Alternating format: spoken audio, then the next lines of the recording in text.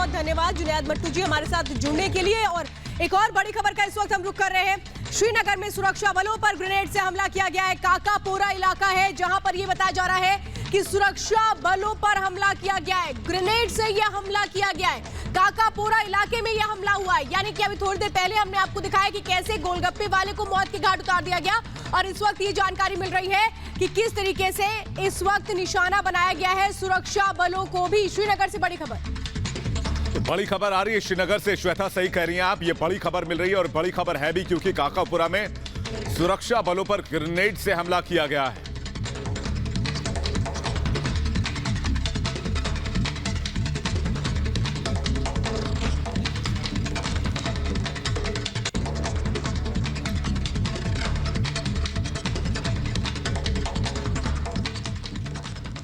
तो ये तो बिल्कुल तय है कि वो दहशतगर्द जो देश के दुश्मन हैं उनका खात्मा होके रहेगा। इधर जम्मू कश्मीर में आतंकियों का सफाई अभियान जोरों पर है। आज पंपोर में सेना ने उस बिल्डिंग को उड़ा दिया जिसमें आतंकवादी छिपे हुए थे।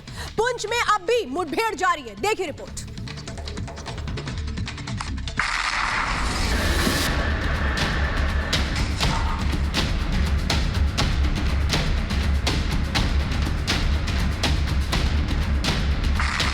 घाटी में आतंकवादियों पर सेना का प्रचंड प्रहार जारी है।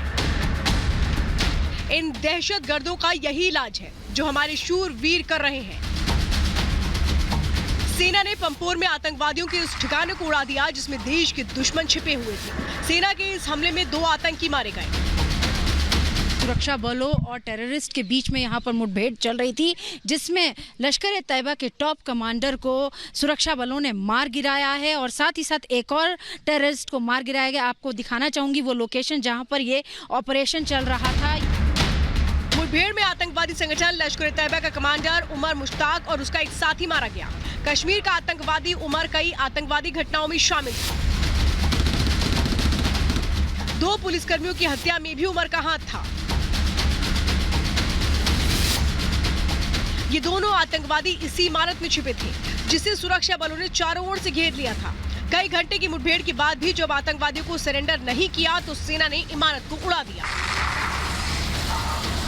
बीते दिनों में फरवरी में इन्होंने पुलिस के 2 जवानों की हत्या भी कर दी थी और उसके बाद वो लगातार इन सारे इलाकों में, पेम्पोर के इन्हीं इलाकों में और इस बिल्डिंग में छुप जाते थे। लेकिन अब इस पूरी बिल्डिंग को 2 आईईडी ब्लास्ट के द्वारा, आपको बता दें कि 2 आईईडी ब्लास्ट किए गए जिसके बाद इस पूरी बिल्डिंग को ढेर कर दिया गया।